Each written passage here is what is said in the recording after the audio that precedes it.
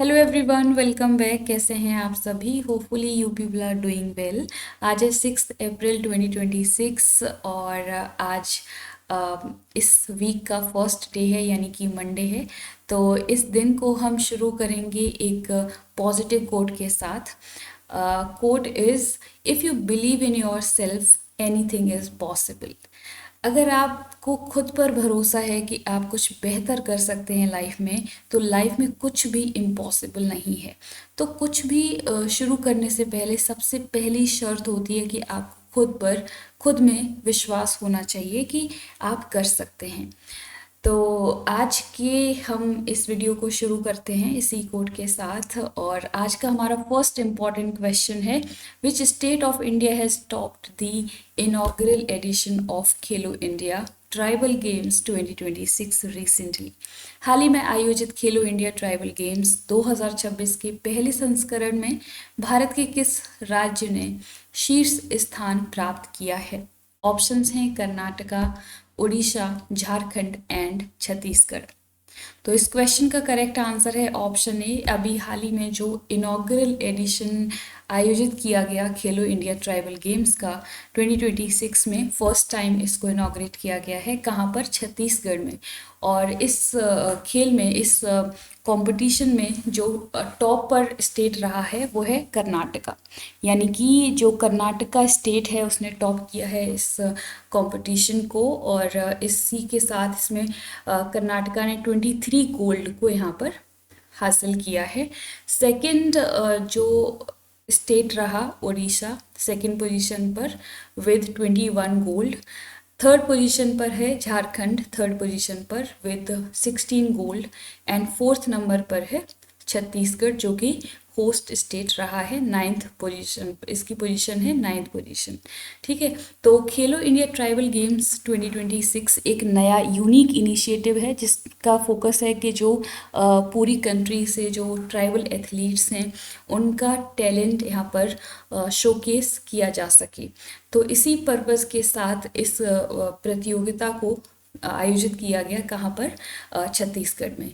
तो ये top 4 states हैं। आपको पता होना चाहिए कि कौन सा स्टेट ने जो है इसको होस्ट किया है और कौन सा स्टेट ने टॉप किया है इस कंपटीशन को। काफ़ी इम्पॉर्टेंट है। Next question, recently Indian Navy has inducted its third nuclear powered submarine missile. What is its name? हाल ही में भारतीय नौसेना ने अपनी तीसरी परमाणु ऊर्जा से चलने वाली पनडुब्बी मिसाइल को शामिल किया है। इसका नाम क्या है? तो इसका आंसर है ऑप्शन बी।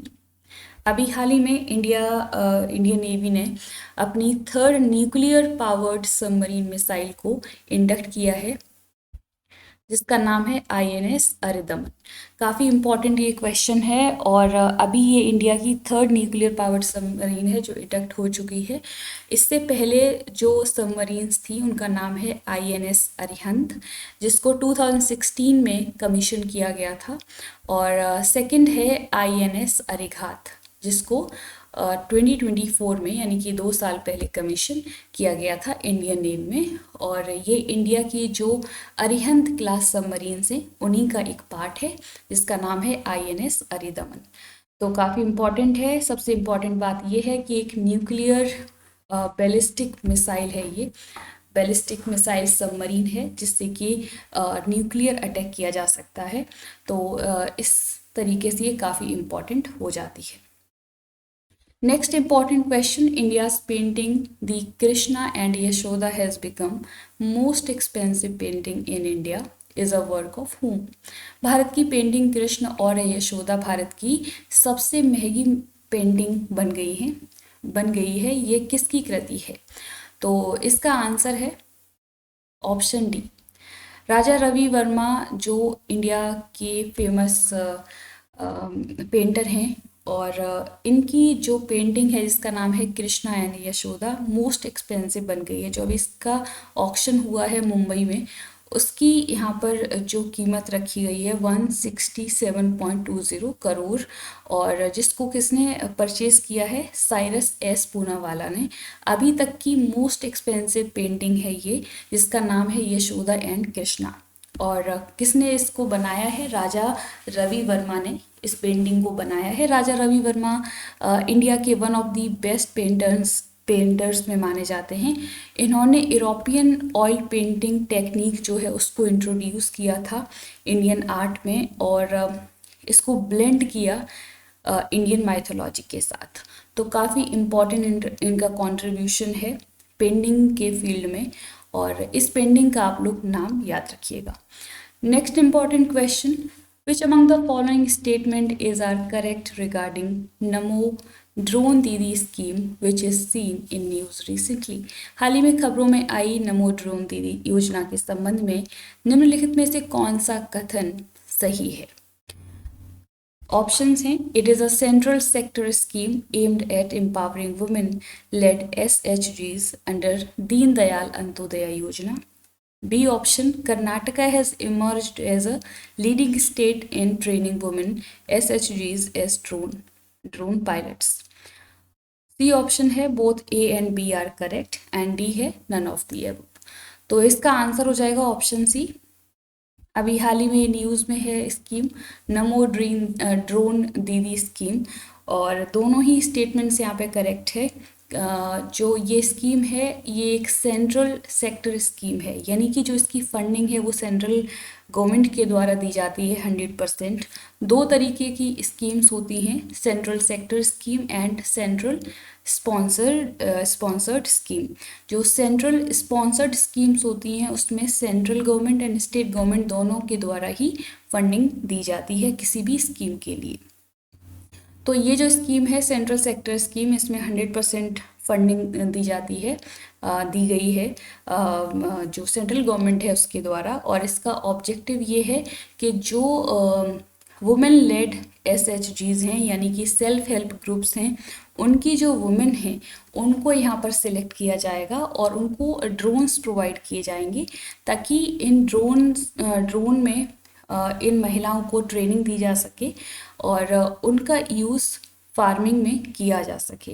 यानी कि जो एग्रीकल्चर में कैसे यूज़ किया जा सकता है, ड्रोन की हेल्प से कई तरीके के जो पेस्टिसाइड्स होते हैं, है ना, तो उनको दिया जा सकता है। फर्टिलाइजर्स हैं तो उनको यहाँ पर स्प्रे किया जा सकता है with the help of these drones, and ताकि जो एग्रीकल्चर है उसकी एफिशिएंसी को बढ़ाया जा सके, जो मैनुअल लेबर है उसको कम किया जा सके। इस ऑब्जेक्टिव के साथ इस स्कीम को यहाँ पर लॉन्च किया गया है इंडिया में। और ये जो स्कीम है इसको दीनदयाल अंत्योदय योजना जो है, नेशनल रूरल लाइवलीहुड मिशन, उसके अंडर इस स्कीम को लाया गया है, इंट्रोड्यूस किया गया है। अभी जो न्यूज़ में है वो इसलिए है कि जो कर्नाटका स्टेट है वो लीडिंग स्टेट के तौर पर इमर्ज हुआ है। जो वुमेन सेल्फ हेल्प ग्रुप्स हैं एज ड्रोन पायलट्स, उनको सबसे ज़्यादा यहाँ पर ट्रेनिंग प्रोवाइड की गई है इस स्कीम के तहत। तो काफ़ी इम्पॉर्टेंट एक स्कीम है। आप लोगों के लिए क्वेश्चन है कि इस स्कीम को नमो ड्रोन दीदी योजना जो है इसको कब इंडिया में लॉन्च किया गया था? तो ये डेट, जो ये ईयर है, ये आप लोग कमेंट बॉक्स में ज़रूर बताइएगा। Next important question, the rangoli Bihu festival is the beginning of the new year of which state of India? Rangoli Bihu त्यौहार भारत के किस राज्य के नव वर्ष का आरंभ है? तो इसका आंसर हो जाएगा ऑप्शन ए। असम में ये फेस्टिवल 3 तरीके का बिहू फेस्टिवल सेलिब्रेट किया जाता है। तो उसका एक रंगोली बिहू फेस्टिवल भी है, जिसको असम स्टेट के न्यू ईयर की बिगिनिंग मानी जाती है इस फेस्टिवल के साथ। काफ़ी इम्पॉर्टेंट है। जो रंगोली बिहू है इसको बोहाग बिहू के नाम से भी जाना जाता है। It is the most prominent of the 3 Bihu festivals of Assam. So ये हैं आज के इम्पॉर्टेंट करंट अफेयर्स के क्वेश्चंस। होपफुली आपको ये वीडियो पसंद आई होगी। आपको हमारा ये इनिशिएटिव कैसा लग रहा है, अपना फीडबैक कमेंट बॉक्स में ज़रूर दीजिएगा।